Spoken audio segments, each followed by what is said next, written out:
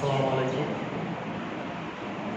ফতেয়া হাজী হাফিজউদ্দিন উচ্চ বিদ্যালয়ের অনলাইন ক্লাসে সবাইকে স্বাগত। সুপ্রিয় শিক্ষার্থীবৃন্দ, আশা করছি তোমরা কোভিড-19 এই দীর্ঘ সময়ে যে যেখানে আছো ভালো আছো, সুস্থ আছো, সুন্দর আছো। তো আমাদের অনলাইন ক্লাসগুলোতে তোমাদের আরও বেশি মনোযোগ এবং আরও বেশি আগ্রহ তোমাদের থাকতে হবে। কারণ অনলাইন ক্লাস যদি তোমরা না করো, যেহেতু দীর্ঘদিন যাবত স্কুলের কার্যক্রম বন্ধ, তাহলে এই পাঠগুলো তোমাদের শিক্ষা কার্যক্রম দেখা যাবে ব্যাহত হচ্ছে, আরও হয়ে যাবে। আমি আজকে অষ্টম শ্রেণীর, তোমরা ইতিমধ্যে বহু খেয়াল করো, দেখতে পাচ্ছ যে অষ্টম শ্রেণীর বিষয় বিজ্ঞান এবং সপ্তম অধ্যায়ে আমরা মহাকর্ষ অভিকর্ষ নিয়ে কথা বলবো। আমি ইতিমধ্যে কিছু পয়েন্ট লিখে রেখেছি। মহাকর্ষ, নিউটনের মহাকর্ষ সূত্র, অভিকর্ষ, অভিকর্ষ ত্বরণ। আমরা প্রথমে মহাকর্ষ সম্পর্কে কথা বলবো, জানবো মহাকর্ষ কী এবং কোথা থেকে এই মহাকর্ষ উৎপত্তি হয়েছে এবং স্যার আইজ্যাক নিউটনের সেই ব্যাখ্যাটাও আমরা এখান থেকে শিখব। তার আগে যারা আমার এই অনলাইন ক্লাস দেখছো, তোমরা অবশ্যই খাতা এবং কলম সাথে রাখবে এবং কিছু পয়েন্ট নোট করে রাখবে, যাতে তোমাদের পড়ার সময় খুব সহজ হয়। দুটি বস্তুর কথা যদি আমরা চিন্তা করি, একটি M1 বস্তু, একটি হচ্ছে M2 বস্তু। দুটি বস্তুর মধ্যে একটি পার্থক্য আছে বা দূরত্ব আছে, ডিস্টেন্স। আর এটার উপরে যদি আমরা প্রথম বস্তুর উপর আমরা যদি বল প্রয়োগ করি, সেই বলটা হচ্ছে F। তবে এগুলো আলোচনা করার আগে আমাদের কিছু বিষয় অবশ্যই জেনে রাখতে হবে। আমরা প্রথম যে বস্তুটি ধরেছি, আমরা এটার আগে বলি যে মহাকর্ষ সূত্র সম্পর্কে, অর্থাৎ নিউটনের যে আপেল বার্ডেনের গল্প, এটি আমরা মোটামুটি কম বেশি সবাই জানি। তো এখানে M1 বস্তুটি দ্বারা কি বোঝানো হয়? এগুলো বস্তুর ভর, আমাদের এটি জানতে হবে। প্রথম বস্তুর ভর, এগুলো প্রথম বস্তুর ভর। আর M2টা হচ্ছে দ্বিতীয় বস্তুর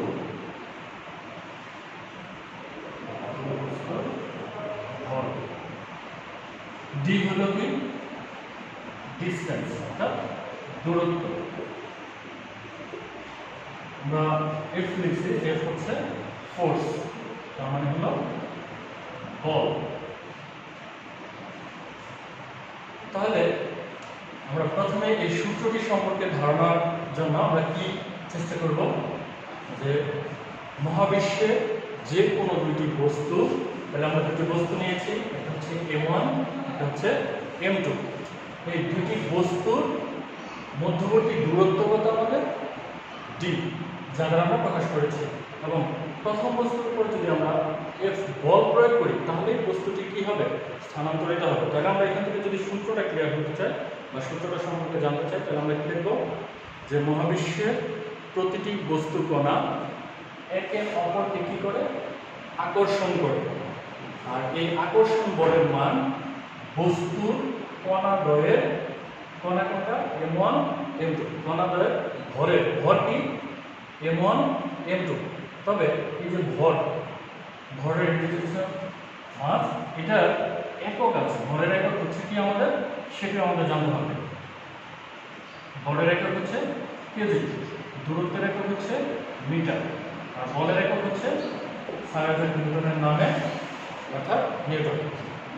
তবে একক লেখার সময় যদি কোনো বিজ্ঞানীর নামে কোনো একক ব্যবহৃত হয়, তাহলে আমাদের খেয়াল রাখতে হবে সেই অক্ষরগুলো ক্যাপিটাল লেটারে লিখতে হবে, আর অন্য এককগুলো স্মল লেটার।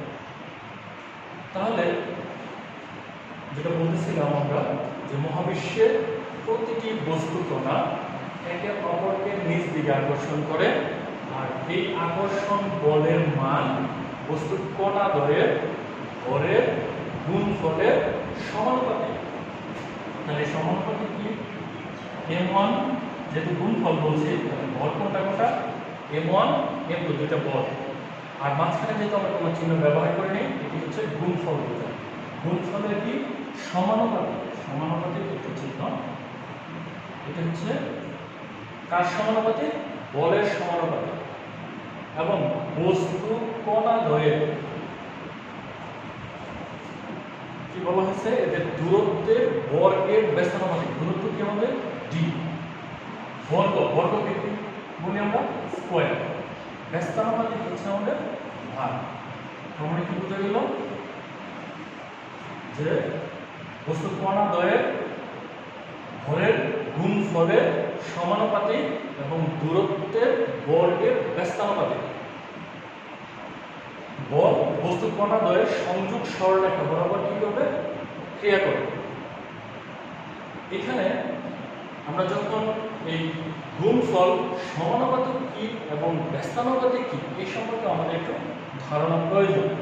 আমরা যদি লিখি যে x সমানুপাতিক y, তাহলে x সমানুপাতিক y মানেটা হচ্ছে যদি x এর মান বাড়ে তাহলে y এর মান বাড়বে, আর যদি x এর মান কমে তাহলে y এর মান কি করবে? কমবে। এটি কার কাজ? সমানুপাতিকের কাজ। আর যদি আমরা ব্যস্তানুপাতিক বলি তাহলে x, তাহলে 1/, যদি আমরা y টা দেই তাহলে এটা কি হয়ে যাবে? ব্যস্তানুপাতিক। ব্যস্তানুপাতিকের ক্ষেত্রে ঘটনাটা কি হবে? উল্টো করবে। যদি x এর মান বাড়ে তাহলে y এর মান কমে যাবে, আবার যদি x এর মান কমে যায় তাহলে y এর মানটা বেড়ে যাবে। এই সমানুপাতিক এবং ব্যস্তানুপাতিকের বিষয়টা আমাদের মাথায় রাখতে হবে। তাহলে এখান থেকে আমরা যে সূত্রটা দেখলাম, সূত্রের এটা হলো সমীকরণ যে f সমানুপাতিক m1 f2/d²। এখন এই সমানুপাতিক চিহ্নটাকে যদি আমরা এখান থেকে কি করতে চাই? দূর করতে চাই, এটা এখান থেকে সরিয়ে এটাকে সমতায় আনতে চাই, তাহলে সমানুপাতিক চিহ্নকে দূর করার জন্য আমাদের একটি ধ্রুবক লাগবে। সেই ধ্রুবকটা কি? f ইকুয়াল সমান ক্যাপিটাল G m1 m2 পাই হলো d²। তাহলে এই ক্যাপিটাল Gটাই হচ্ছে মহাকর্ষীয় ধ্রুবক বা বিশ্বজনীন বল বলা হয়। কেন এটাকে ধ্রুবক বলা হয়? কারণ আমরা সমানুপাতিক চিহ্নকে উঠিয়ে বা দূর করার জন্য যে সমস্ত ধ্রুবকগুলো ব্যবহার করে থাকি তাদের একটি নির্দিষ্ট মান থাকে, আর এই নির্দিষ্ট মানের কারণে তাদেরকে ধ্রুবক বলা হয়। এই ক্যাপিটাল জিরো কি আছে? এখানে একটা নির্দিষ্ট মান আছে। কত সেটা? ক্যাপিটাল জির মান হলো 6.673 into 10⁻⁻11 newton metre square per KG square. আমাদেরকে এটা মনে রাখতে হবে। তাহলে আমরা যদি এখন মহাকর্ষ সম্পর্কে বা মহাকর্ষ নিউটনের মহাকর্ষ সূত্র সম্পর্কে আমরা একটা ধারণা লাভ করলাম। মহাকর্ষ কি? মহাবিশ্বের প্রতিটি বস্তু কণা, যে কোনো বস্তু হতে পারে, সেটি আমাদের এখানে আমরা লিখলাম যে আমাদের মার্কার বোর্ডের সঙ্গে একটা সম্পর্ক, হ্যাঁ, বইয়ের সঙ্গে বা খাতার সঙ্গে কলমের একটি সম্পর্ক, যে কোনো দুটো বস্তু হইলেই কি সেটাকে আমরা মহাকর্ষ বলব। আর মহাকর্ষের দুটি বস্তুর মধ্যে যে আকর্ষণ, সেই আকর্ষণ সম্পর্কে আমরা কি পাইলাম? এই নিউটনের মহাকর্ষের সূত্রটা ব্যাখ্যা করতে পারব। তাহলে আশা করি আমাদের মহাকর্ষ কি এবং নিউটনের মহাকর্ষের সূত্র বলতে আমরা কি বুঝি সেটি সম্পর্কে আমাদের মোটামুটি একটা ধারণা চলে আসছে। এবার আমরা আলোচনা করব অভিকর্ষ। অভিকর্ষ হচ্ছে এক ধরনের মহাকর্ষ। অভিকর্ষটাও এক ধরনের মহাকর্ষ। আমরা এর আগে কি বলেছিলাম? যে কোনো দুটো বস্তু হলে সেটি মহাকর্ষ হবে, কিন্তু অভিকর্ষের ক্ষেত্রে একটু ভিন্ন প্রসঙ্গ হবে। আমরা আমাদের এখানে একটা নির্দিষ্ট করা থাকবে, সেই নির্দিষ্ট বিষয়টা হলো যে পৃথিবী থাকতে হবে। পৃথিবীকে আমরা ক্যাপিটাল এম দ্বারা প্রকাশ করি, আর বস্তুকে স্মল এম দ্বারা প্রকাশ করা হয়। তাহলে একটা হচ্ছে পৃথিবী, আর একটা হচ্ছে বস্তু। বস্তু যে কোনো বস্তু হতে পারে পৃথিবীর সঙ্গে, এবং পৃথিবীতে উপস্থিত যে কোনো বস্তু হতে পারে সেটি। তো পৃথিবী এবং পৃথিবীর যে কোনো বস্তুর মধ্যে যে আকর্ষণ, সেই আকর্ষণটাই হলো মূলত অভিকর্ষ। আমরা আগে বলছিলাম যে কোনো দুটো বস্তুর মধ্যে আকর্ষণ হলে মহাকর্ষ হবে, আর অভিকর্ষের ক্ষেত্রে শুধু আমরা কি চেঞ্জ করলাম যে একটা বস্তুর সঙ্গে পৃথিবী থাকতে হবে।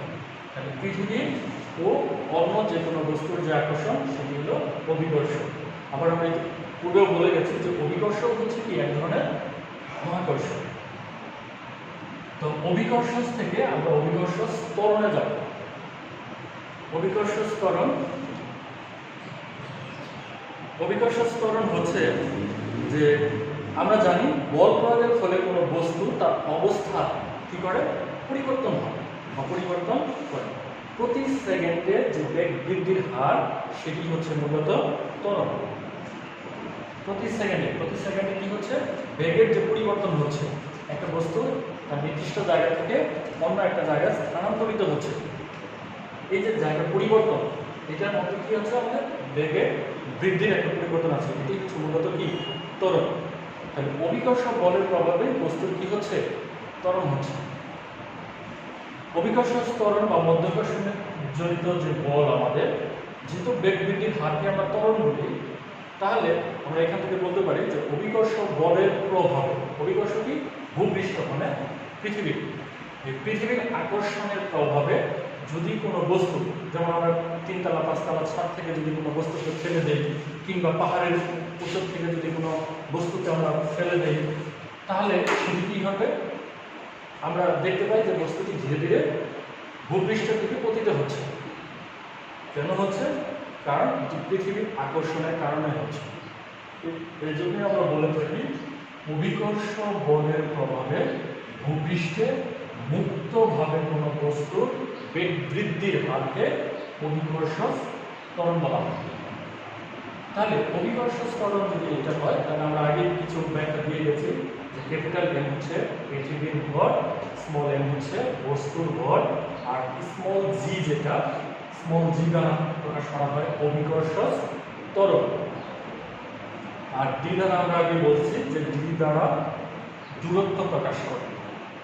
আর হচ্ছে মহাকর্ষীয় সূত্র অনুসারে আমরা শিখে এসেছিলাম যে এফ সমান capital G m1 m2 by D square. এটা যদি আমরা 1 নম্বর সমীকরণ ধরি।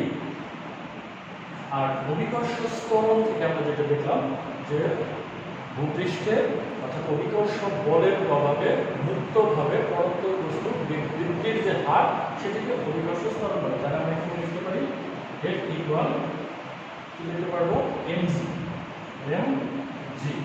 অর্থাৎ ভর ইনটু অভিকর্ষ ত্বরণ। বল প্রয়োগ করলে এই পরিবর্তনটা ঘটবে।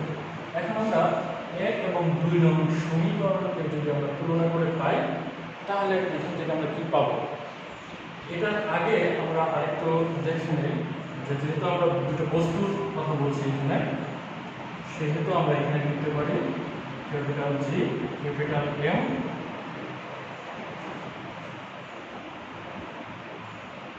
Capital M small M by হলো ডি স্কয়ার। এটা কিন্তু আমরা এখানে লিখতে পারি, কিন্তু এটা অভিকর্ষ বল। কিন্তু অভিকর্ষ ত্বরণ থেকে আমরা যেটা পাই যে অভিকর্ষ বল সমান হলো অভিকর্ষ ভর ইনটু অভিকর্ষ ত্বরণ। কারণ অভিকর্ষ বল সমান হলো ভর ইনটু হলো অভিকর্ষ ত্বরণ। ত্বরণ কি জি, কারণ পৃথিবীর ভর আর বস্তু ভর দুটো মিলেই হচ্ছে আমাদের কি ভর। তাহলে আমরা এখানে যদি 2 নম্বর ধরি, তাহলে 1 এবং 2 নং সমীকরণকে যদি তুলনা করে পাই, তাহলে 2 নং সমীকরণ কে তুলনা করে পাই কি পাবো আমরা? তাহলে দুইটাই বাম পাশে কি আছে আমাদের বল, বল কি এফ।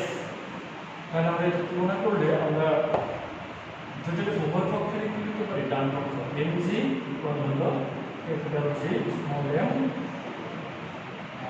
m2 বাই হলো ডি স্কয়ার। এটা আমরা এখান থেকে লিখতে পারি। কিন্তু আমরা যখন অভিকর্ষের ক্ষেত্রে আসলাম, তখন অভিকর্ষের ক্ষেত্রে আমরা লিখতে আসছি পৃথিবীর ভর আর হলো বস্তুর ভর। তাহলে সেই ক্ষেত্রে আমরা এখানে লিখব ক্যাপিটাল এম স্মল এম। আমরা এই পর্যায়ে কি করতে পারি? উভয় পক্ষ থেকে যদি স্মল এম অর্থাৎ বস্তুর ভরটাকে বাদ দিয়ে দেয় তাহলে অভিকর্ষজ ত্বরণ জি ইকুয়াল কি পাওয়া যায় capital G capital M by হলো ডি স্কয়ার। তার মানে এটি হচ্ছে আমাদের মূলত অভিকর্ষজ ত্বরণের সমীকরণ। কি পাইলাম আমরা? অভিকর্ষজ ত্বরণ হবে স্মল জি, আর মহাকর্ষীয় দ্রবক বা বিশ্বজনীন বল আমরা যেটা বলছি সেটা হলো ক্যাপিটাল জি, আর ক্যাপিটাল এম হচ্ছে আমাদের পৃথিবীর ভর, আর ডি হচ্ছে দূরত্ব। তাহলে অভিকর্ষজ ত্বরণের সমীকরণ কি দাঁড়ালো? Small G equal capital G capital M by D square. আশা করি আমরা আজকের যে আলোচনা মহাকর্ষ, নিউটনের মহাকর্ষের সূত্র, অভিকর্ষ এবং অভিকর্ষজ ত্বরণ সম্পর্কে যে সংক্ষিপ্ত আলোচনা তোমরা নিশ্চয়ই এটি উপলব্ধি করতে পেরেছ, বুঝতে পেরেছ, এবং তোমাদের নিজেরা যদি একটু বুঝে তারপরে মুখস্থ করো তাহলে এটি মনে থাকবে। যদি বুঝতে না পারো তাহলে কিন্তু যত এটি মুখস্থ করে কোনো কাজে আসবে। তাই এটি আগে তোমাদেরকে বুঝতে হবে। ভালো থাকো, সুস্থ থাকো, সবাইকে ধন্যবাদ।